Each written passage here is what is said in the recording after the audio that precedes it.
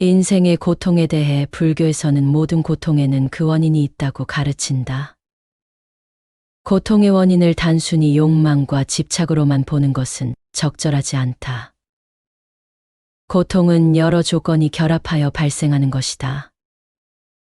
불행이든 행복이든 직접적이고 주된 조건과 간접적이고 부수적인 조건, 내부적 요인과 외부적 환경이 맞물려 나타나는 것이다. 우리가 일상에서 마주하는 갈등과 불안을 단순히 해결하기보다는 그 근본 원인을 제거하여 근본적으로 해결하는 방법을 탐구해야 한다. 마음과 정신의 고통도 신체적인 병을 치료하는 것과 마찬가지로 노력을 해야 한다는 이치이다. 근본을 제거하지 않으면 그 고통은 끊임없이 재발된다. 위대한 철학자 플라톤은 그의 저서 국가론에서 동굴에 대한 우화를 이야기하였다. 플라톤의 동굴 비유는 우리가 현실을 어떻게 인식하는지를 설명하는 중요한 철학적 이야기이다. 지하의 동굴에 살고 있는 사람들을 상상해 보자. 빛으로 향한 동굴의 좁은 통로가 입구까지 달하고 있다. 사람들은 어릴 적부터 손과 발, 목이 속박되고 있어 움직이지도 못하고 쭉 동굴의 안쪽을 보면서 되돌아보는 것도 할 수 없다. 입구의 아득한 위쪽에 불이 불타고 있고 사람들을 뒤로부터 비추고 있다. 그들이 볼 수 있는 것은 동굴 벽에 비친 사물의 그림자들 뿐이었다. 이 그림자들은 동굴 뒤쪽에서 불빛을 비추기 때문에 생겨난 것이다. 동굴 속 사람들은 평생 동안 이 그림자들만을 보며 자라왔기 때문에 이 그림자들이 세상의 전부라고 생각하게 된다. 어느 날 그들 중 한 사람이 묶인 줄을 풀고 동굴 밖으로 나가게 된다. 처음에는 눈이 너무 부셔 아무것도 볼 수 없었지만 시간이 지나면서 서서히 진짜 세상을 보게 된다. 그는 밝은 태양, 푸른 하늘, 나무, 꽃, 사람들을 보며 동굴 속에서 봤던 그림자들이 실제 사물의 그림자에 불과했다는 것을 깨닫게 된다. 그는 이 놀라운 발견을 다른 동굴 속 사람들과 나누고 싶어 다시 동굴로 돌아간다. 그는 동굴 속 사람들에게 밖에는 훨씬 더 멋진 진짜 세상이 있다. 우리가 봐왔던 그림자들은 진짜가 아니다라고 말하지만 동굴 속 사람들은 그를 믿지 않는다. 오히려 그는 미쳤다고 생각하며 그들의 익숙한 그림자 세계를 떠나려 하지 않는다. 플라톤은 이 비유를 통해 우리가 보고 경험하는 현실이 실제로는 왜곡된 모습일 수 있음을 말하고자 했다. 우리가 일상에서 접하는 감각적인 경험들은 진리의 일부분에 불과하며 진정한 진리는 그것을 넘어 존재한다는 것이다. 이 비유는 우리가 익숙하고 편안한 틀에서 벗어나 새로운 관점과 진리를 탐구해야 함을 강조한다. 또한 우리의 인식과 이해가 때로는 편견과 제한된 경험에 의해 왜곡될 수 있음을 상기시킨다. 왜곡된 인식과 고통을 불교 경전에서는 잘못된 생각이 잘못된 행위를 낳고 잘못된 행위가 고통을 낳는다고 진단한다. 따라서 고통과 불안을 근본적으로 해결하기 위해서는 잘못된 생각, 즉 왜곡된 자신의 관점을 해체하는 것이 중요하다. 우리는 진리를 제대로 파악하지 못하기 때문에 잘못된 판단을 하고 불필요한 감정에 휘말리곤 한다. 장자는 이런 말을 남겼다. 우물 속에 있는 개구리에게는 바다에 대해 설명할 수가 없다. 그 개구리는 우물이라는 공간에 갇혀 있기 때문이다. 한여름에만 사는 여름 곤충에게는 얼음에 대해 설명해 줄 수 없다. 그 곤충은 자신이 사는 여름이라는 시간만 고집하기 때문이다. 편협한 지식인에게는 진정한 도의 세계를 설명해 줄 수 없다. 그 사람은 자신이 알고 있는 가르침에 묶여 있기 때문이다. 사자성어인 정저지화가 장자의 가르침에서 왔다. 우리가 흔히 알고 있는 우물 안 개구리라는 속담이다. 우물 안의 개구리는 우물 밖의 넓은 세상을 모르는 상태를 비유한 것이다. 우물 안 개구리는 자신이 보고 경험한 작은 세계가 전부라고 생각한다. 그래서 더 넓고 큰 세상이 존재한다는 사실을 알지 못하고 다른 개구리가 넓은 세상의 존재를 말해도 믿지 않는다. 이는 자신의 제한된 경험과 관점만을 고집하고 다른 관점을 받아들이지 못하는 인식의 오류를 보여준다. 우리가 경험하는 모든 것이 실제로는 우리의 마음, 즉 우리의 생각과 인식에 의해 만들어진다는 것이다. 우리가 세상을 경험할 때 눈으로 보고, 귀로 듣고, 코로 냄새를 맡고, 피부로 느끼고, 입으로 맛을 본다. 이 모든 감각을 통해 정보를 받아들인다. 그러나 이러한 정보들은 항상 정확하지 않다.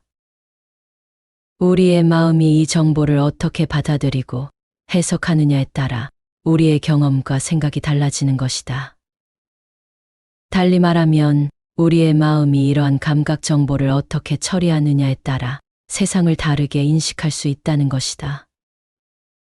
충분히 바르게 살피지 못하면 마음이라는 필터가 사실을 왜곡할 수 있다는 것이다. 길을 걷다가 뱀처럼 생긴 노끈을 본다면 어떤 반응이 일어날까? 처음에는 그 노끈을 보고 깜짝 놀라서 무서워할 것이다. 그러나 다시 보니 그것이 뱀이 아니라 단순한 노끈이었다는 것을 깨달으면 그때서야 비로소 안도할 것이다. 여기서 무서운 감정은 충분히 바르게 살피지 못한 마음이 왜곡된 정보를 일으켜 생긴 것이다. 왜곡된 정보는 흔히 우리가 불안, 두려움, 분노 같은 부정적인 감정을 느끼게 만든다. 대부분의 부정적인 감정은 사실 왜곡된 정보에서 비롯된다.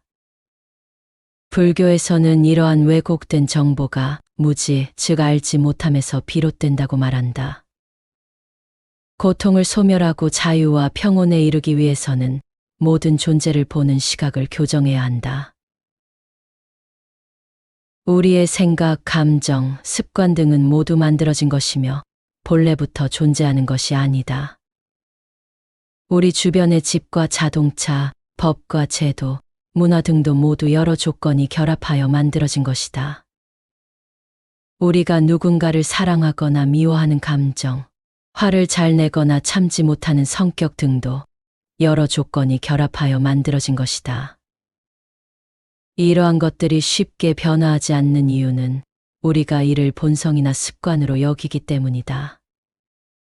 따라서 우리의 불안과 고통을 해체하고 소멸하고 전환을 이루기 위해서는 왜곡된 정보를 바로잡고 왜곡된 자신의 관점을 해체하는 것이 중요하다. 오늘 낭독할 책은 쇼펜하우어 인생 수업 한 번뿐인 삶, 이렇게 살아라이다. 쇼펜하우어의 대표 저서인 소품과 부록, 의지와 표상으로서의 세계 등 다양한 글을 엮어서 현대 시대에 맞게 재해석한 책이다.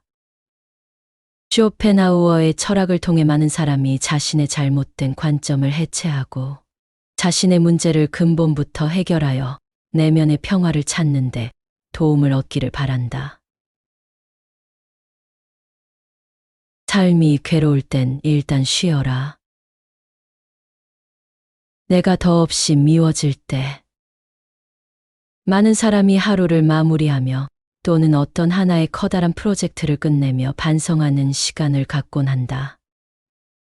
그러면서 반성의 시간을 굳이 갖고 있지 않은 사람들에게는 너는 반성하는 시간을 억지로라도 만들 필요가 있어라고 마치 반성을 어떤 이롭고 효과가 좋은 태도인 것처럼 설파하기까지 한다.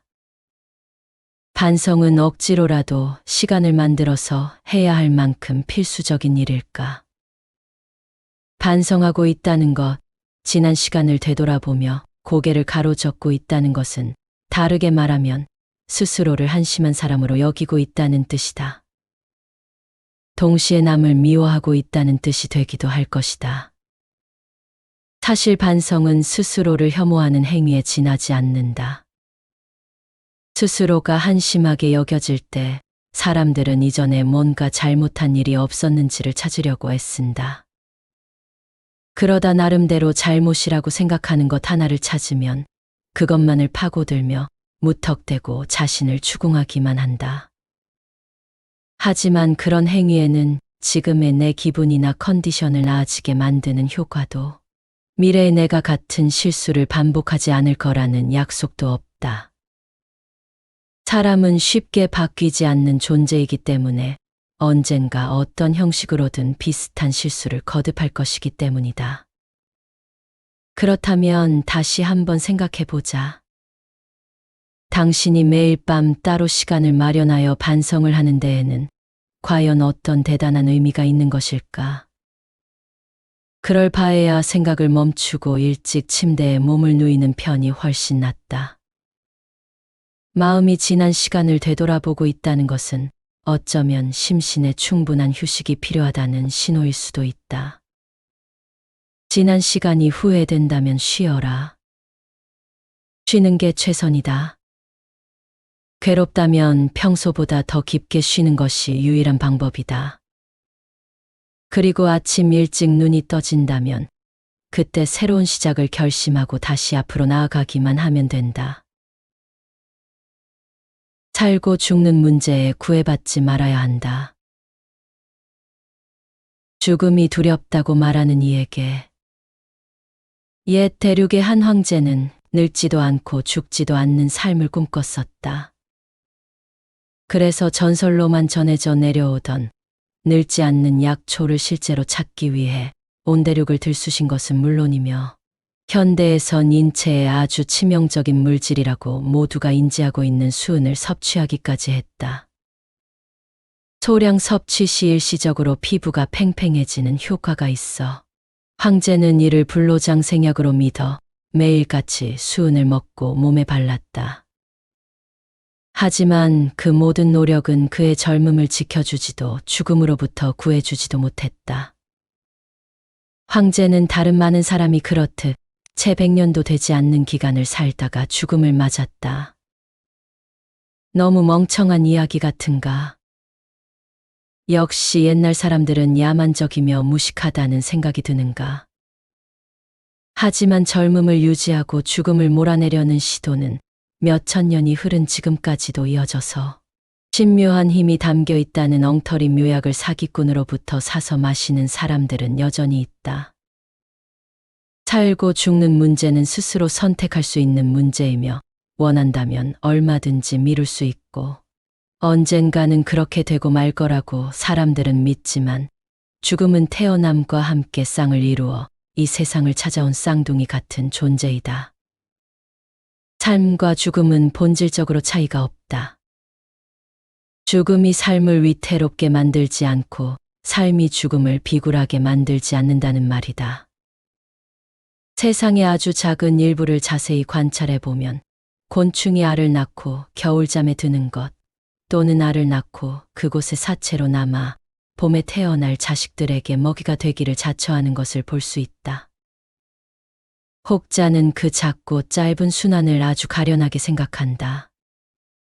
하지만 그 흐름들은 내일 먹을 음식과 내일 입을 옷, 내일 할 일을 생각하고 미리 준비하는 인간의 삶과 다를 바가 없다. 인간의 삶이라고 해서 곤충과 동물의 삶보다 더 특별하지만은 않다는 것이다. 인간의 삶과 죽음이 특별하지 않다는 것은 고개를 돌려 세상을 둘러보기만 해도 곧바로 알 수 있다. 숭고한 죽음을 맞는 사람도 있기는 있지만 예기치 못한 사고에 의해 죽는 사람도 있고 헛웃음이 나올 정도로 허탈하게 죽는 사람도 있다. 개미가 길을 지나는 사람의 발에 밟혀 죽듯이 거대한 자연의 흐름에 휩쓸려 죽는 줄도 모르고 죽는 사람들이 매년 발생한다. 사람들이 믿는 것처럼 특별한 삶을 타고났다면 과연 누가 그런 죽음을 의도했단 말인가? 뭘 잘못했다고? 그저 죽을 뿐이다. 우리를 둘러싼 거대한 자연은 생명 하나하나의 삶과 죽음이 자신과 그다지 관련 없으며 이전에도 딱히 관심을 가진 적도 없다고 무심하게 말한다. 이제는 받아들일 시간이다. 건강한 삶을 위한 노력은 괜찮을 수 있겠지만 죽음을 조금이라도 미루려고 발악하는 일은 어리석은 일이라는 것을 인정해야 한다. 그런 애꿎은 곳에 열정을 쏟을 바에야 그 무엇보다도 귀한 지금을 최선을 다해 살아내는 것이 여러모로 현명한 길일 것이다. 땅에서 나무로, 나무에서 다시 땅으로 그렇게 나뭇잎이 계절에 따라 순환하듯 우리도 살고 죽는 문제에 구애받지 말아야 한다. 인간에게 해줄 수 있는 말은 이것뿐이다. 지금 내 앞에 있는 것에 익숙해져야 한다. 걱정이 너무 많은 당신이 해야 할 일. 인류의 역사는 늘 공포와 함께 해왔다. 전염병이 새롭게 창궐할 때마다 근방의 사람들은 보이지 않는 죽음의 신이 두려워 집문을 걸어 잠갔고, 자연재해가 자신들을 뒤덮을 때마다 하늘 위에 있는 신이 진노를 멈춰주기를 간절히 바랐다. 금융위기가 덮친 이후엔 다시 위기가 덮쳐올 것을 두려워해 그 어떤 소비와 투자도 마음 놓고 하지 못했다. 자연스러운 현상이다. 인간은 인간이기 이전의 동물이다. 동물의 입장에서 바라보면 걱정을 하고 경계를 하는 것은 당연한 것이다. 자연 속에서 어떤 위험한 동물을 만나거나 목숨이 위험할 수도 있는 새로운 열매를 접했을 때 아무런 경계도 하지 않았던 인간은 다 죽었을 것이다. 지금까지 살아남았다는 것은 경계를 했다는 것이고, 그렇기 때문에 우리에게는 경계하고 걱정하고 의심하는 심리가 내재되어 있을 수밖에 없다. 문제는 오늘날을 살아가는 사람들은 걱정이 필요 이상으로 많다는 점이다. 길을 걷다가도 자동차가 인도 위로 올라오지는 않을까 겁내고, 안전한 공간이어야 할 집에 앉아 있을 때도 건물이 무너질 것을 겁낸다. 하루아침에 사기를 당해서 거지가 되진 않을까 두려워하며 소행성에 충돌하여 다시 빙하기가 시작되진 않을지, 나라가 망해 화폐가 종이장이 되진 않을지와 같은 터무니없는 것마저도 진심으로 걱정하는 것이다. 물론 아주 잠시나마 두려움이 사라지고 마음이 안정될 수는 있다. 하지만 그들은 걱정 반대편에 걱정만큼이나 높게 쌓아둔 욕망과 욕구 때문에 더 많은 걱정을 만들어내기 시작한다. 그런 사람들은 마음이 너무 시끄럽다. 단 한시라도 마음 놓고 지금을 만끽하거나 지금에 충실하지 못하고 신경쇠약에 가까운 상태로 일상을 지낸다. 그러다 보면 충분한 능력과 지식을 갖고 있음에도 그것에 반도 미치지 못하는 성과를 거두게 되고, 그러한 성과는 다시금 그에게 불안과 걱정이 되어 돌아간다. 그야말로 악순환인 것이다. 그런 것들로부터 인생의 평온함을 빼앗기지 않기 위해서 필요한 것은 두 가지다. 하나는 아직 일어나지 않은 일을 미리 걱정하지 않는 것이다. 지금 내 앞에 있는 것에 익숙해져야만 한다.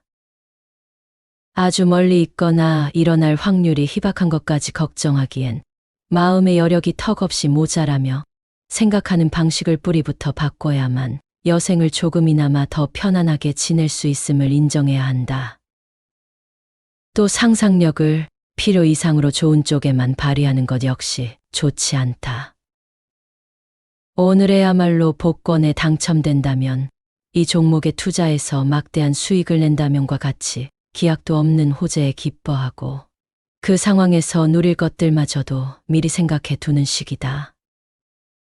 그들은 그렇게 시도 때도 없이 공중누각을 지어 기대하고 실망하기를 반복한다.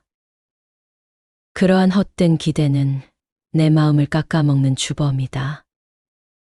기대를 쌓아 올리자마자 한숨을 쉬며 그를 다시 무너뜨릴 때마다 너무도 비싼 대가를 치르기 때문이다. 그러므로 우리는 나중에 정말로 일어날지 확실하지도 않은 것에 대해 기대하지도 말고 나중에 일어날 수도 있는 재난을 미리 떠올리며 마음을 괴롭히지도 않아야 한다. 차라리 이것들이 완전히 일어날 가능성이 없거나 아니면 아주 터무니없는 것이라고 생각하는 편이 더 나을 것이다. 행복하기 위해 행복을 제거하라. 행복 지우기. 누구나 어떻게 살 것인가에 골몰한다. 그래서 자기만의 목표를 설정해 두고 그에 따라 움직인다. 그러한 목표들은 멀리서 보면 다 비슷해 보인다. 이를테면 잘 먹고 잘 벌기, 잘 자고 건강하기와 같은 것들. 하지만 비슷해 보이는 목표더라도 목표 설정의 방식에 따라 그 목표들은 내 마음에 크게 작용한다. 이를테면 뭔가를 얻기보다는 뭔가를 제거하는 쪽으로 방향을 잡는 것이다. 돈을 많이 벌어 부자가 되겠다는 생각을 버리고 가난만은 피하겠다는 생각을 해보자. 건강하겠다는 생각 대신 아프지 않겠다는 생각을 해보자. 하루하루를 즐겁게 지내자고 결심하기보다는 욕을 먹거나 비난받지 않겠다고 생각해보자. 그렇게 머릿속에서 행복이라는 단어 혹은 행복과 친한 단어들을 지워버리는 연습을 해보는 것이다. 꽤 고약한 말장난처럼 느껴지기도 하겠지만 이건 더없이 현실적이고도 확실한 수칙이 될 수 있다. 모든 향락에는 고통이 따른다. 그리고 견유학파 철학자들은 아주 오래전부터 약간의 고통이 따르는 향락보다는 향락 없는 대신 고통도 없는 삶이 낫다고 주장해왔다. 인생은 불행해지기는 쉬워도 행복해지기는 어렵다. 행복을 포기하는 것은 위선도 아니고 절망도 아니다. 오히려 가장 현명한 선택이다. 인생의 지혜란 어떤 일을 겪고 어떤 사람을 만나고 어떤 상태에 놓이더라도 실망하지 않고 기대하지 않고 놀라지도 않는 중용의 미덕이다. 크게 실패해도 크게 슬퍼하지 마라. 크게 성공해도 크게 기뻐하지 마라. 나이가 더 많이 들면 알게 되겠지만 인생에는 사실 크게 휘둘릴 만큼 가치가 넘치지 않는다. 오히려 그를 화려하게 여길수록 위험해진다. 세상은 하나의 거대한 무대다. 눈에 보이는 건 겉모습뿐 연극이 끝나면 화려한 무대는 철거되고 텅 빈 창고만 남을 것이다. 그리고 그러한 연극을 필요 이상으로 즐긴 사람은 그 후의 적막까지도 감당하게 되리라. 조금이라도 이른 나이에 이를 깨달으면 삶의 통찰 자체가 달라질 것이다. 세상에서 가장 어려운 일은 자신을 알아가는 것이다. 나는 너를 잘 알아. 살면서 이런 말을 한 번쯤은 들어봤을 것이다. 어쩌면 내가 누군가에게 그런 말을 뱉었을지도 모른다. 하지만 누군가를 100% 이해한다는 것은 불가능한 일이다. 그렇게 단언할 수 있는 이유는 딱 하나다. 자기 자신도 온전히 이해하지 못하기 때문이다. 자기 자신도 완벽하게 이해하지 못하는 게 인간인데 어떻게 타인을 잘 안다고 말할 수 있겠는가? 바다가 좋다고 말하다가 몇 년 지나면 바다는 시끄럽다면서 산에 오르는 걸 좋아할 수도 있다. 사람 많은 곳은 질색이라던 사람이 군중 속에서 느껴지는 에너지가 좋다며 사람 많은 곳을 찾아다닐 수도 있다. 몸에 열이 많아 여름을 죽도록 괴로워하던 어떤 사람은 체질이 바뀌어 여름을 따뜻하게 느낄 수도 있다. 취향이나 체질처럼 비교적 가벼운 것은 금방 눈치를 챌 수 있겠으나 인간의 본성을 근본적으로 파고 들어가게 되면 이야기가 달라진다. 우리가 자신을 알아가는 여정은 복잡하고 중요하기 때문이다. 그 안에는 단순히 취향, 체질, 성격, 가치관 같은 것뿐만이 아니라 훨씬 더 복잡하고 거대한 자기인식 과정이 숨어 있다. 한 사람이 있다고 가정해 보겠다. 그 사람은 사회적 성공과 재물을 추구하는 것이 행복의 절대적 가치라고 생각한다. 그렇다면 그는 끊임없는 욕망의 순환 속에 놓여 있는 자신을 발견하게 될 것이다. 더 많은 사회적 성공과 재물을 얻었을 때 충족되는 욕망은 일시적인 만족을 가져올 수 있지만 결국 새로운 욕망을 낳는다. 진정한 만족이나 평화를 찾지 못한 채 욕망의 굴레를 벗어나지 못한다. 자기인식 과정은 이러한 굴레를 끊어준다. 한 개인이 자신의 근본적인 욕망을 이해하고 그것이 가져오는 불만족을 인식할 때 비로소 내면의 성장과 변화를 이루어낼 수 있다. 인간의 본성은 근본적인 의지다. 이 의지는 끊임없는 욕망과 불만으로 표현된다. 인간이 겪는 고통과 불만족은 끊임없는 욕망에서 비롯되는 경우가 많다. 자신을 알아가는 여정은 나의 취향이나 성격을 이해하는 것을 뛰어넘어 인간 본성의 근본적 요소와 마주하는 행위인 것이다. 자기 인식의 여정은 결국 해탈로 이어진다. 자신의 본성과 욕망을 이해함으로써 불필요한 욕망에서 벗어나 진정한 평화에 이르는 것이다. 인식이 없다면 해탈할 수 없다. 원인을 모르기 때문에 문제를 해결할 수 없는 것과 똑같다. 예술 작품을 접했을 때 우리가 해방감과 순수한 인식을 느끼는 것도 그 때문이다. 일상적인 욕망에서 벗어나 순간의 아름다움에 몰입할 수 있게 되는 것이다. 그 순간만큼은 그 어떤 것도 욕망으로 표출된 상태가 아닌 자신의 내면 세계와 마주하며 묵혀두거나 이해하지 못했던 감정들과 마주하는 것이다. 자기 자신을 알아가는 모든 여정은 단순히 자아에 대한 지식을 넓히는 것을 뜻하지 않는다. 자신의 근본적인 욕망과의 투쟁이며 그러한 행위는 궁극적으로 나에 대한 깊은 이해로 이어진다. 내가 어떤 사람인지, 내 안에 어떤 욕망이 있는지 알아가는 것은 내면의 평화와 해탈을 향해 가는 지름길이다. 불행을 이미 지나간 사건으로 깔끔하게 인정해라. 불행을 극복하는 가장 깔끔한 방법. 세상에는 어쩔 수 없는 우울감이나 예기치 못한 사건에 휘말려 힘들어하는 사람들이 너무도 많다. 또한 직장에서 열심히 일하려다 보니 저지른 실수 때문에 죄책감에 빠져 허우적대기도 한다.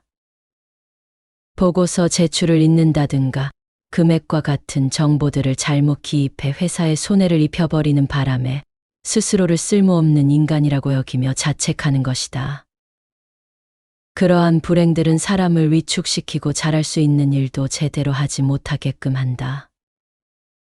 그리고 그것이 반복되다 보면 악순환에 빠지게 되는데 사람들은 흔히 그것을 슬럼프라고 부르기도 한다. 누구도 슬럼프에 빠지는 것을 원치 않을 것이다. 그렇다면 우리는 이 흐름을 어떻게 끊을 수 있을까? 살아가면서 어쩔 수 없이 불행은 찾아올 것이고 실수는 저질러질 텐데 그때마다 그것들을 어떤 태도로 받아들이면 좋은 걸까? 대답은 심플하다. 불행을 이미 지나간 하나의 사건으로 깔끔하게 인정하고 그것으로부터 자유로워지는 것이다. 당신이 직장에서 실수를 저질러서 크게 낙담했다고 해서 달라지는 것은 없다. 똑같은 실수를 저질렀어도 그것에 계속 얽매여 있는 사람과 받아들이고 인정하며 다음에는 그러지 않을 것이야 다짐하는 사람은 회복하고 나아가는 속도가 다를 수밖에 없다. 불행은 그 자체로 징계다.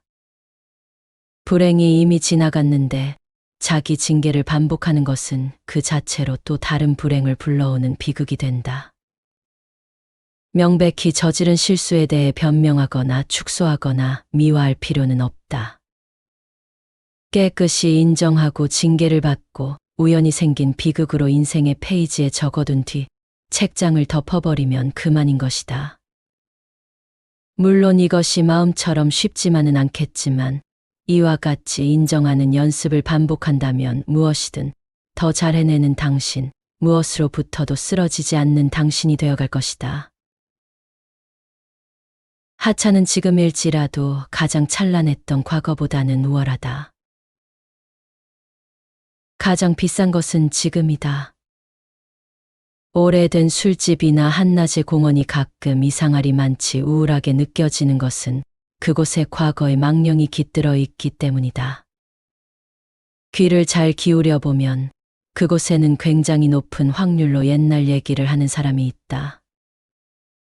지금은 별 볼 일 없는 삶을 살고 있지만 몇 년 전에는 커다란 돈을 주물렀다는 이야기, 지금은 몸이 다 늙어버렸지만 그때는 누가 봐도 근사한 외모를 갖고 있었다는 이야기를 앵무새처럼 늘어놓는 사람들이 어김없이 그곳 어딘가에 숨어 있는 것이다. 물론 다시금 내 것이 될 수 없을지 모르는 영광의 그날을 추억하거나 땅을 치며 과거를 후회하는 것은 어디까지나 자유이다. 그러나 그것을 듣는 사람이 감탄하느냐, 심드렁해하느냐는 다른 이야기다. 보통 과거의 무용담을 듣는 사람들은 그다지 놀라워하지 않는다. 앞에 있는 사람이 과거에 아무리 대단한 사람이었다고 해도 지금은 그다지 대단해 보이지 않으니 나와는 상관없는 이야기라고 생각하게 되기 때문이다. 시간은 단 한순간도 멈추지 않고 늘 그래왔던 것처럼 계속해서 흐른다. 그 흐름 속에서 누군가는 흥하기도 하고 망하기도 한다. 새로운 사람을 만나기도 하고 오래된 사람과 헤어지기도 한다. 자라나기도 하고 시들기도 한다. 그렇게 매 순간에 우리는 새로운 상태를 맞이하는 것이다. 지금 존재하는 것은 바로 다음 순간에 이미 존재했던 것이 된다. 존재했던 것이 되었다는 것은 다시는 그 상태로 되돌아갈 수 없다는 뜻이 된다.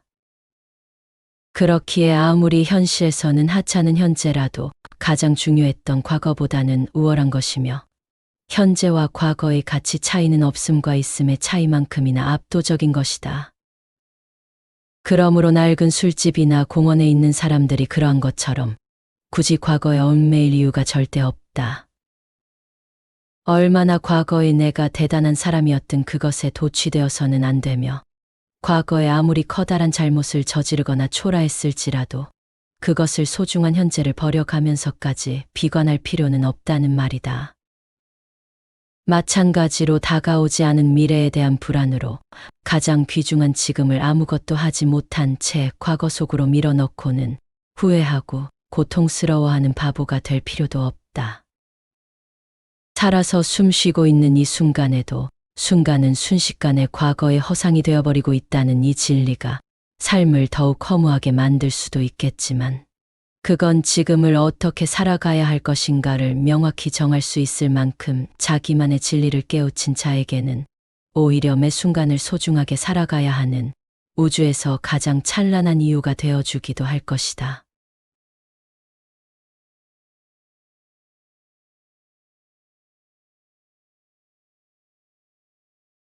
인생의 고통에 대해 불교에서는 모든 고통에는 그 원인이 있다고 가르친다. 고통의 원인을 단순히 욕망과 집착으로만 보는 것은 적절하지 않다. 고통은 여러 조건이 결합하여 발생하는 것이다. 불행이든 행복이든 직접적이고 주된 조건과 간접적이고 부수적인 조건, 내부적 요인과 외부적 환경이 맞물려 나타나는 것이다. 우리가 일상에서 마주하는 갈등과 불안을 단순히 해결하기보다는 그 근본 원인을 제거하여 근본적으로 해결하는 방법을 탐구해야 한다. 마음과 정신의 고통도 신체적인 병을 치료하는 것과 마찬가지로 노력을 해야 한다는 이치이다. 근본을 제거하지 않으면 그 고통은 끊임없이 재발된다. 위대한 철학자 플라톤은 그의 저서 국가론에서 동굴에 대한 우화를 이야기하였다. 플라톤의 동굴 비유는 우리가 현실을 어떻게 인식하는지를 설명하는 중요한 철학적 이야기이다. 지하의 동굴에 살고 있는 사람들을 상상해 보자. 빛으로 향한 동굴의 좁은 통로가 입구까지 달하고 있다. 사람들은 어릴 적부터 손과 발, 목이 속박되고 있어 움직이지도 못하고 쭉 동굴의 안쪽을 보면서 되돌아보는 것도 할 수 없다. 입구의 아득한 위쪽에 불이 불타고 있고 사람들을 뒤로부터 비추고 있다. 그들이 볼 수 있는 것은 동굴 벽에 비친 사물의 그림자들 뿐이었다. 이 그림자들은 동굴 뒤쪽에서 불빛을 비추기 때문에 생겨난 것이다. 동굴 속 사람들은 평생 동안 이 그림자들만을 보며 자라왔기 때문에 이 그림자들이 세상의 전부라고 생각하게 된다. 어느 날 그들 중 한 사람이 묶인 줄을 풀고 동굴 밖으로 나가게 된다. 처음에는 눈이 너무 부셔 아무것도 볼 수 없었지만 시간이 지나면서 서서히 진짜 세상을 보게 된다. 그는 밝은 태양, 푸른 하늘, 나무, 꽃, 사람들을 보며 동굴 속에서 봤던 그림자들이 실제 사물의 그림자에 불과했다는 것을 깨닫게 된다. 그는 이 놀라운 발견을 다른 동굴 속 사람들과 나누고 싶어 다시 동굴로 돌아간다. 그는 동굴 속 사람들에게 밖에는 훨씬 더 멋진 진짜 세상이 있다. 우리가 봐왔던 그림자들은 진짜가 아니다라고 말하지만 동굴 속 사람들은 그를 믿지 않는다. 오히려 그는 미쳤다고 생각하며 그들의 익숙한 그림자 세계를 떠나려 하지 않는다. 플라톤은 이 비유를 통해 우리가 보고 경험하는 현실이 실제로는 왜곡된 모습일 수 있음을 말하고자 했다. 우리가 일상에서 접하는 감각적인 경험들은 진리의 일부분에 불과하며 진정한 진리는 그것을 넘어 존재한다는 것이다. 이 비유는 우리가 익숙하고 편안한 틀에서 벗어나 새로운 관점과 진리를 탐구해야 함을 강조한다. 또한 우리의 인식과 이해가 때로는 편견과 제한된 경험에 의해 왜곡될 수 있음을 상기시킨다. 왜곡된 인식과 고통을 불교 경전에서는 잘못된 생각이 잘못된 행위를 낳고 잘못된 행위가 고통을 낳는다고 진단한다. 따라서 고통과 불안을 근본적으로 해결하기 위해서는 잘못된 생각, 즉 왜곡된 자신의 관점을 해체하는 것이 중요하다. 우리는 진리를 제대로 파악하지 못하기 때문에 잘못된 판단을 하고 불필요한 감정에 휘말리곤 한다. 장자는 이런 말을 남겼다. 우물 속에 있는 개구리에게는 바다에 대해 설명할 수가 없다. 그 개구리는 우물이라는 공간에 갇혀 있기 때문이다. 한여름에만 사는 여름 곤충에게는 얼음에 대해 설명해 줄 수 없다. 그 곤충은 자신이 사는 여름이라는 시간만 고집하기 때문이다. 편협한 지식인에게는 진정한 도의 세계를 설명해 줄 수 없다. 그 사람은 자신이 알고 있는 가르침에 묶여 있기 때문이다. 사자성어인 정저지화가 장자의 가르침에서 왔다. 우리가 흔히 알고 있는 우물안 개구리라는 속담이다. 우물 안의 개구리는 우물 밖의 넓은 세상을 모르는 상태를 비유한 것이다. 우물 안 개구리는 자신이 보고 경험한 작은 세계가 전부라고 생각한다. 그래서 더 넓고 큰 세상이 존재한다는 사실을 알지 못하고 다른 개구리가 넓은 세상의 존재를 말해도 믿지 않는다. 이는 자신의 제한된 경험과 관점만을 고집하고 다른 관점을 받아들이지 못하는 인식의 오류를 보여준다.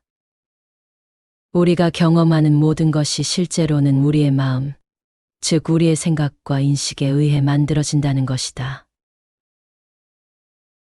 우리가 세상을 경험할 때 눈으로 보고, 귀로 듣고, 코로 냄새를 맡고, 피부로 느끼고, 입으로 맛을 본다. 이 모든 감각을 통해 정보를 받아들인다. 그러나 이러한 정보들은 항상 정확하지 않다. 우리의 마음이 이 정보를 어떻게 받아들이고 해석하느냐에 따라 우리의 경험과 생각이 달라지는 것이다. 달리 말하면 우리의 마음이 이러한 감각 정보를 어떻게 처리하느냐에 따라 세상을 다르게 인식할 수 있다는 것이다.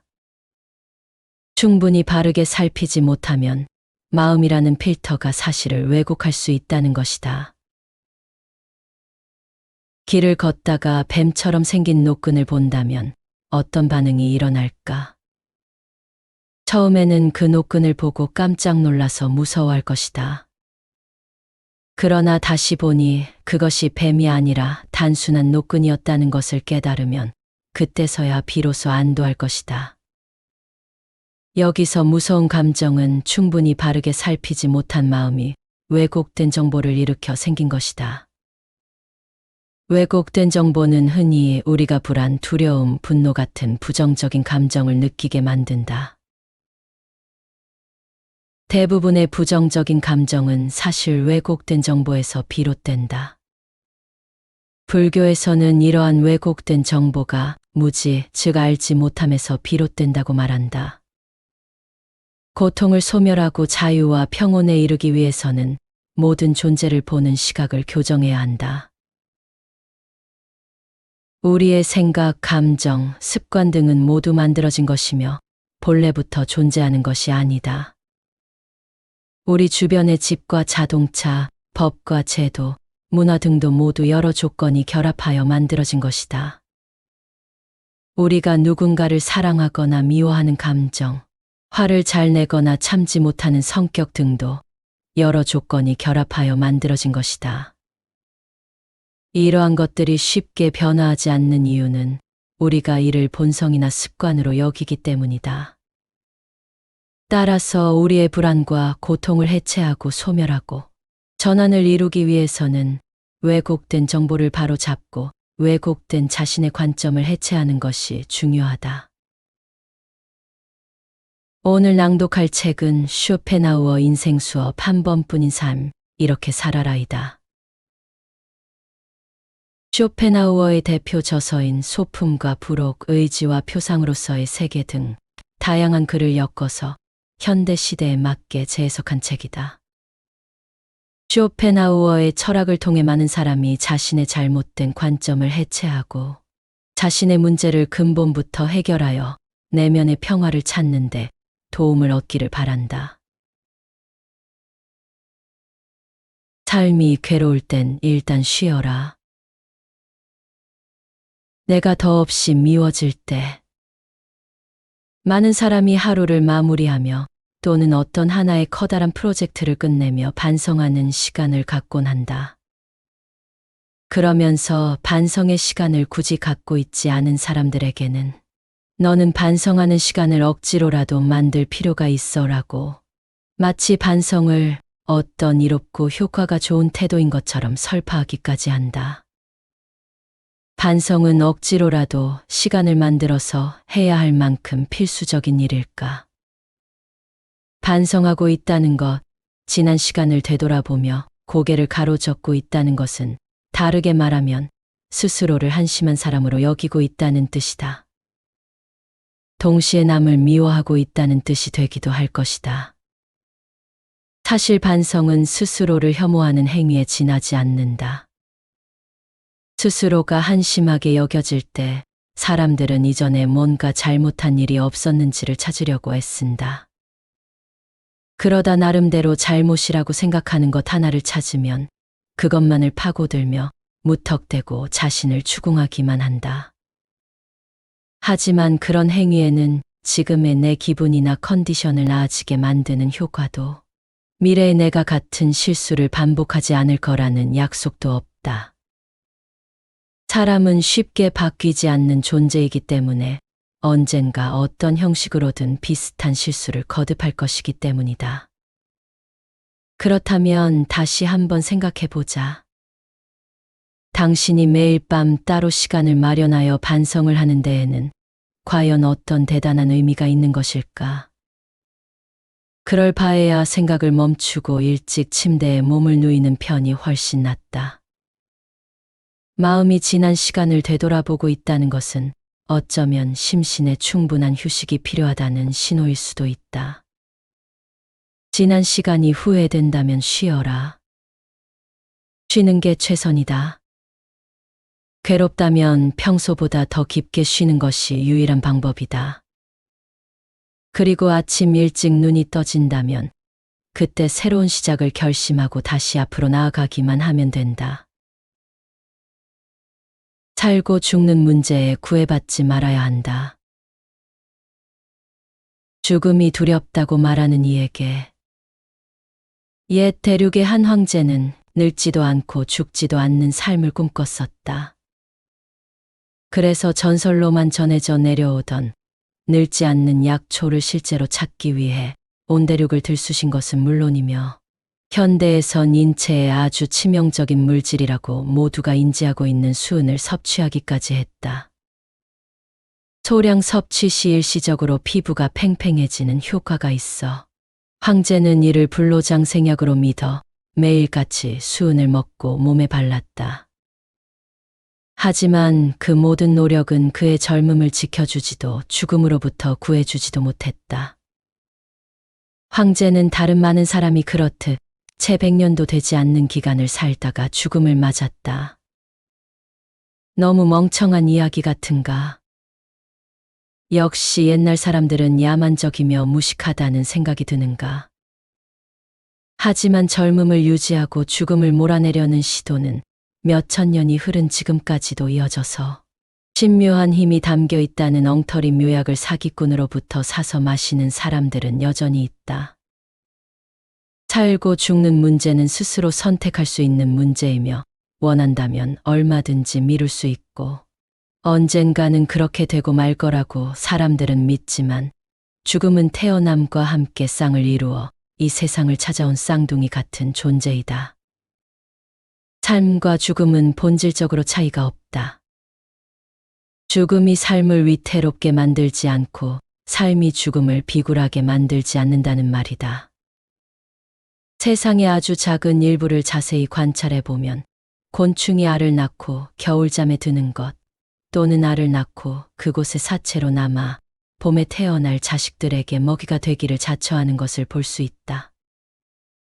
혹자는 그 작고 짧은 순환을 아주 가련하게 생각한다. 하지만 그 흐름들은 내일 먹을 음식과 내일 입을 옷, 내일 할 일을 생각하고 미리 준비하는 인간의 삶과 다를 바가 없다.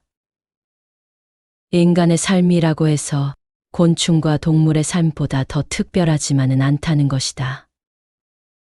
인간의 삶과 죽음이 특별하지 않다는 것은 고개를 돌려 세상을 둘러보기만 해도 곧바로 알 수 있다. 숭고한 죽음을 맞는 사람도 있기는 있지만 예기치 못한 사고에 의해 죽는 사람도 있고 헛웃음이 나올 정도로 허탈하게 죽는 사람도 있다.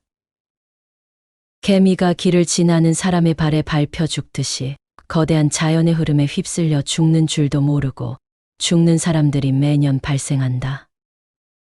사람들이 믿는 것처럼 특별한 삶을 타고났다면 과연 누가 그런 죽음을 의도했단 말인가? 뭘 잘못했다고? 그저 죽을 뿐이다. 우리를 둘러싼 거대한 자연은 생명 하나하나의 삶과 죽음이 자신과 그다지 관련 없으며 이전에도 딱히 관심을 가진 적도 없다고 무심하게 말한다. 이제는 받아들일 시간이다. 건강한 삶을 위한 노력은 괜찮을 수 있겠지만 죽음을 조금이라도 미루려고 발악하는 일은 어리석은 일이라는 것을 인정해야 한다. 그런 애꿎은 곳에 열정을 쏟을 바에야 그 무엇보다도 귀한 지금을 최선을 다해 살아내는 것이 여러모로 현명한 길일 것이다. 땅에서 나무로, 나무에서 다시 땅으로 그렇게 나뭇잎이 계절에 따라 순환하듯 우리도 살고 죽는 문제에 구애받지 말아야 한다. 인간에게 해줄 수 있는 말은 이것뿐이다. 지금 내 앞에 있는 것에 익숙해져야 한다. 걱정이 너무 많은 당신이 해야 할 일. 인류의 역사는 늘 공포와 함께 해왔다. 전염병이 새롭게 창궐할 때마다 근방의 사람들은 보이지 않는 죽음의 신이 두려워 집문을 걸어 잠갔고 자연재해가 자신들을 뒤덮을 때마다 하늘 위에 있는 신이 진노를 멈춰주기를 간절히 바랐다. 금융위기가 덮친 이후엔 다시 위기가 덮쳐올 것을 두려워해 그 어떤 소비와 투자도 마음 놓고 하지 못했다. 자연스러운 현상이다. 인간은 인간이기 이전의 동물이다. 동물의 입장에서 바라보면 걱정을 하고 경계를 하는 것은 당연한 것이다. 자연 속에서 어떤 위험한 동물을 만나거나 목숨이 위험할 수도 있는 새로운 열매를 접했을 때 아무런 경계도 하지 않았던 인간은 다 죽었을 것이다. 지금까지 살아남았다는 것은 경계를 했다는 것이고, 그렇기 때문에 우리에게는 경계하고 걱정하고 의심하는 심리가 내재되어 있을 수밖에 없다. 문제는 오늘날을 살아가는 사람들은 걱정이 필요 이상으로 많다는 점이다. 길을 걷다가도 자동차가 인도 위로 올라오지는 않을까 겁내고, 안전한 공간이어야 할 집에 앉아 있을 때도 건물이 무너질 것을 겁낸다. 하루아침에 사기를 당해서 거지가 되진 않을까 두려워하며 소행성에 충돌하여 다시 빙하기가 시작되진 않을지, 나라가 망해 화폐가 종이장이 되진 않을지와 같은 터무니없는 것마저도 진심으로 걱정하는 것이다. 물론 아주 잠시나마 두려움이 사라지고 마음이 안정될 수는 있다. 하지만 그들은 걱정 반대편에 걱정만큼이나 높게 쌓아둔 욕망과 욕구 때문에 더 많은 걱정을 만들어내기 시작한다. 그런 사람들은 마음이 너무 시끄럽다. 단 한시라도 마음 놓고 지금을 만끽하거나 지금에 충실하지 못하고 신경쇠약에 가까운 상태로 일상을 지낸다. 그러다 보면 충분한 능력과 지식을 갖고 있음에도 그것에 반도 미치지 못하는 성과를 거두게 되고, 그러한 성과는 다시금 그에게 불안과 걱정이 되어 돌아간다. 그야말로 악순환인 것이다. 그런 것들로부터 인생의 평온함을 빼앗기지 않기 위해서 필요한 것은 두 가지다. 하나는 아직 일어나지 않은 일을 미리 걱정하지 않는 것이다. 지금 내 앞에 있는 것에 익숙해져야만 한다. 아주 멀리 있거나 일어날 확률이 희박한 것까지 걱정하기엔 마음의 여력이 턱없이 모자라며 생각하는 방식을 뿌리부터 바꿔야만 여생을 조금이나마 더 편안하게 지낼 수 있음을 인정해야 한다. 또 상상력을 필요 이상으로 좋은 쪽에만 발휘하는 것 역시 좋지 않다. 오늘에야말로 복권에 당첨된다면, 이 종목에 투자해서 막대한 수익을 낸다면과 같이 기약도 없는 호재에 기뻐하고 그 상황에서 누릴 것들마저도 미리 생각해 두는 식이다. 그들은 그렇게 시도 때도 없이 공중누각을 지어 기대하고 실망하기를 반복한다. 그러한 헛된 기대는 내 마음을 깎아먹는 주범이다. 기대를 쌓아 올리자마자 한숨을 쉬며 그를 다시 무너뜨릴 때마다 너무도 비싼 대가를 치르기 때문이다. 그러므로 우리는 나중에 정말로 일어날지 확실하지도 않은 것에 대해 기대하지도 말고, 나중에 일어날 수도 있는 재난을 미리 떠올리며 마음을 괴롭히지도 않아야 한다. 차라리 이것들이 완전히 일어날 가능성이 없거나 아니면 아주 터무니없는 것이라고 생각하는 편이 더 나을 것이다. 행복하기 위해 행복을 제거하라. 행복 지우기. 누구나 어떻게 살 것인가에 골몰한다. 그래서 자기만의 목표를 설정해 두고 그에 따라 움직인다. 그러한 목표들은 멀리서 보면 다 비슷해 보인다. 이를테면 잘 먹고 잘 벌기, 잘 자고 건강하기와 같은 것들. 하지만 비슷해 보이는 목표더라도 목표 설정의 방식에 따라 그 목표들은 내 마음에 크게 작용한다. 이를테면 뭔가를 얻기보다는 뭔가를 제거하는 쪽으로 방향을 잡는 것이다. 돈을 많이 벌어 부자가 되겠다는 생각을 버리고 가난만은 피하겠다는 생각을 해보자. 건강하겠다는 생각 대신 아프지 않겠다는 생각을 해보자. 하루하루를 즐겁게 지내자고 결심하기보다는 욕을 먹거나 비난받지 않겠다고 생각해보자. 그렇게 머릿속에서 행복이라는 단어 혹은 행복과 친한 단어들을 지워버리는 연습을 해보는 것이다. 꽤 고약한 말장난처럼 느껴지기도 하겠지만 이건 더없이 현실적이고도 확실한 수칙이 될 수 있다. 모든 향락에는 고통이 따른다. 그리고 견유학파 철학자들은 아주 오래전부터 약간의 고통이 따르는 향락보다는 향락 없는 대신 고통도 없는 삶이 낫다고 주장해왔다. 인생은 불행해지기는 쉬워도 행복해지기는 어렵다. 행복을 포기하는 것은 위선도 아니고 절망도 아니다. 오히려 가장 현명한 선택이다. 인생의 지혜란 어떤 일을 겪고 어떤 사람을 만나고 어떤 상태에 놓이더라도 실망하지 않고 기대하지 않고 놀라지도 않는 중용의 미덕이다. 크게 실패해도 크게 슬퍼하지 마라. 크게 성공해도 크게 기뻐하지 마라. 나이가 더 많이 들면 알게 되겠지만 인생에는 사실 크게 휘둘릴 만큼 가치가 넘치지 않는다. 오히려 그를 화려하게 여길수록 위험해진다. 세상은 하나의 거대한 무대다. 눈에 보이는 건 겉모습뿐, 연극이 끝나면 화려한 무대는 철거되고 텅 빈 창고만 남을 것이다. 그리고 그러한 연극을 필요 이상으로 즐긴 사람은 그 후의 적막까지도 감당하게 되리라. 조금이라도 이른 나이에 이를 깨달으면 삶의 통찰 자체가 달라질 것이다. 세상에서 가장 어려운 일은 자신을 알아가는 것이다.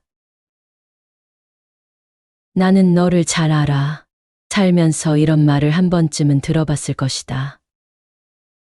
어쩌면 내가 누군가에게 그런 말을 뱉었을지도 모른다.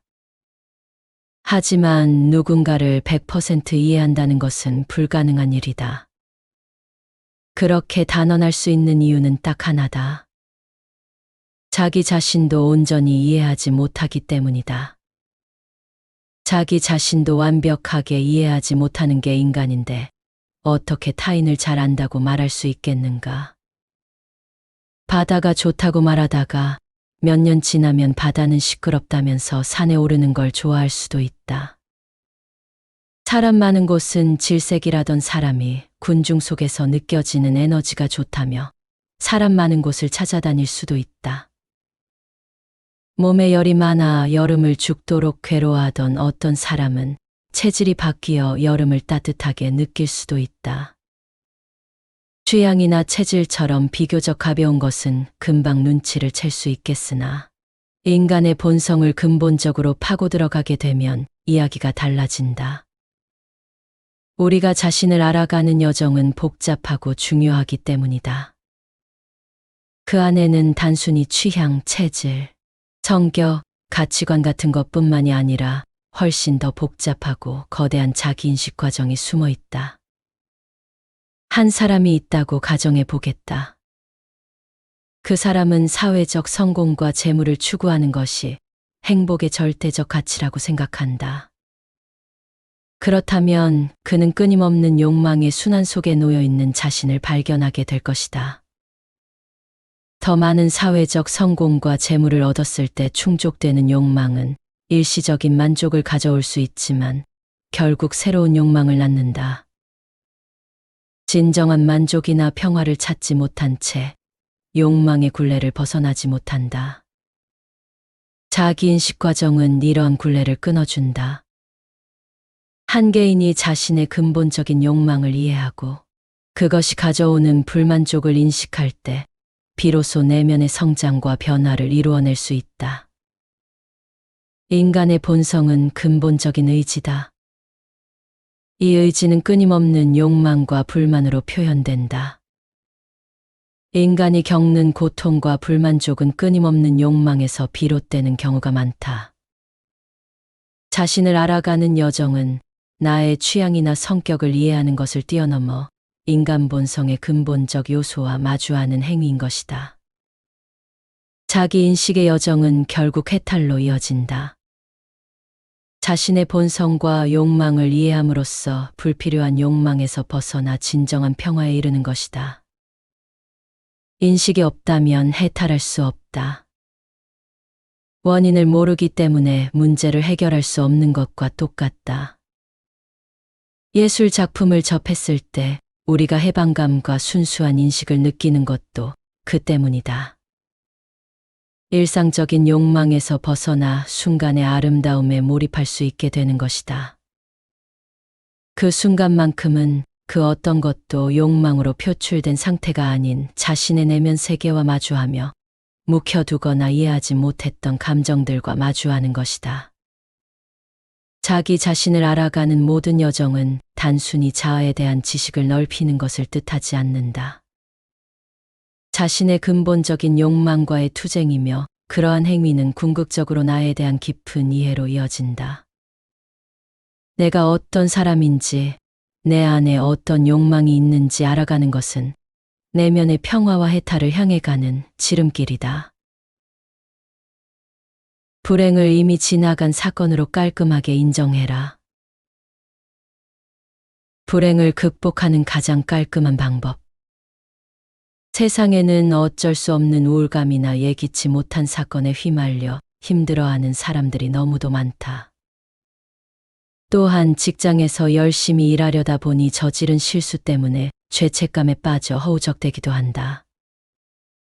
보고서 제출을 잊는다든가 금액과 같은 정보들을 잘못 기입해 회사에 손해를 입혀버리는 바람에 스스로를 쓸모없는 인간이라고 여기며 자책하는 것이다. 그러한 불행들은 사람을 위축시키고 잘할 수 있는 일도 제대로 하지 못하게끔 한다. 그리고 그것이 반복되다 보면 악순환에 빠지게 되는데 사람들은 흔히 그것을 슬럼프라고 부르기도 한다. 누구도 슬럼프에 빠지는 것을 원치 않을 것이다. 그렇다면 우리는 이 흐름을 어떻게 끊을 수 있을까?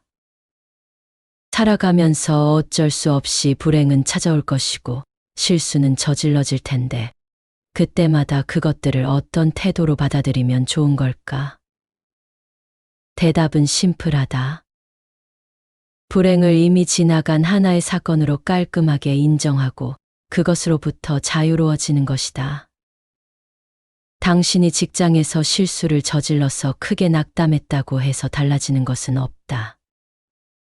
똑같은 실수를 저질렀어도 그것에 계속 얽매여 있는 사람과 받아들이고 인정하며 다음에는 그러지 않을 것이야 다짐하는 사람은 회복하고 나아가는 속도가 다를 수밖에 없다. 불행은 그 자체로 징계다. 불행이 이미 지나갔는데 자기 징계를 반복하는 것은 그 자체로 또 다른 불행을 불러오는 비극이 된다. 명백히 저지른 실수에 대해 변명하거나 축소하거나 미화할 필요는 없다. 깨끗이 인정하고 징계를 받고 우연히 생긴 비극으로 인생의 페이지에 적어둔 뒤 책장을 덮어버리면 그만인 것이다. 물론 이것이 마음처럼 쉽지만은 않겠지만 이와 같이 인정하는 연습을 반복한다면 무엇이든 더 잘 해내는 당신, 무엇으로부터도 쓰러지지 않는 당신이 되어갈 것이다. 하찮은 지금일지라도 가장 찬란했던 과거보다는 우월하다. 가장 비싼 것은 지금이다. 오래된 술집이나 한낮의 공원이 가끔 이상하리 많지 우울하게 느껴지는 것은 그곳에 과거의 망령이 깃들어 있기 때문이다. 귀를 잘 기울여 보면 그곳에는 굉장히 높은 확률로 옛날 얘기를 하는 사람이 있다. 지금은 별 볼 일 없는 삶을 살고 있지만 몇 년 전에는 커다란 돈을 주물렀다는 이야기, 지금은 몸이 다 늙어버렸지만 그때는 누가 봐도 근사한 외모를 갖고 있었다는 이야기를 앵무새처럼 늘어놓는 사람들이 어김없이 그곳 어딘가에 숨어 있는 것이다. 물론 다시금 내 것이 될 수 없을지 모르는 영광의 그날을 추억하거나 땅을 치며 과거를 후회하는 것은 어디까지나 자유이다. 그러나 그것을 듣는 사람이 감탄하느냐, 심드렁해하느냐는 다른 이야기다. 보통 과거의 무용담을 듣는 사람들은 그다지 놀라워하지 않는다. 앞에 있는 사람이 과거에 아무리 대단한 사람이었다고 해도 지금은 그다지 대단해 보이지 않으니 나와는 상관없는 이야기라고 생각하게 되기 때문이다. 시간은 단 한순간도 멈추지 않고 늘 그래왔던 것처럼 계속해서 흐른다. 그 흐름 속에서 누군가는 흥하기도 하고 망하기도 한다. 새로운 사람을 만나기도 하고 오래된 사람과 헤어지기도 한다. 자라나기도 하고 시들기도 한다. 그렇게 매 순간에 우리는 새로운 상태를 맞이하는 것이다. 지금 존재하는 것은 바로 다음 순간에 이미 존재했던 것이 된다. 존재했던 것이 되었다는 것은 다시는 그 상태로 되돌아갈 수 없다는 뜻이 된다. 그렇기에 아무리 현실에서는 하찮은 현재라도 가장 중요했던 과거보다는 우월한 것이며 현재와 과거의 가치 차이는 없음과 있음의 차이만큼이나 압도적인 것이다. 그러므로 낡은 술집이나 공원에 있는 사람들이 그러한 것처럼 굳이 과거에 얽매일 이유가 절대 없다. 얼마나 과거의 내가 대단한 사람이었든 그것에 도취되어서는 안 되며 과거에 아무리 커다란 잘못을 저지르거나 초라했을지라도 그것을 소중한 현재를 버려가면서까지 비관할 필요는 없다는 말이다. 마찬가지로 다가오지 않은 미래에 대한 불안으로 가장 귀중한 지금을 아무것도 하지 못한 채 과거 속으로 밀어넣고는 후회하고 고통스러워하는 바보가 될 필요도 없다. 살아서 숨 쉬고 있는 이 순간에도 순간은 순식간에 과거의 허상이 되어버리고 있다는 이 진리가 삶을 더욱 허무하게 만들 수도 있겠지만 그건 지금을 어떻게 살아가야 할 것인가를 명확히 정할 수 있을 만큼 자기만의 진리를 깨우친 자에게는 오히려 매 순간을 소중하게 살아가야 하는 우주에서 가장 찬란한 이유가 되어주기도 할 것이다.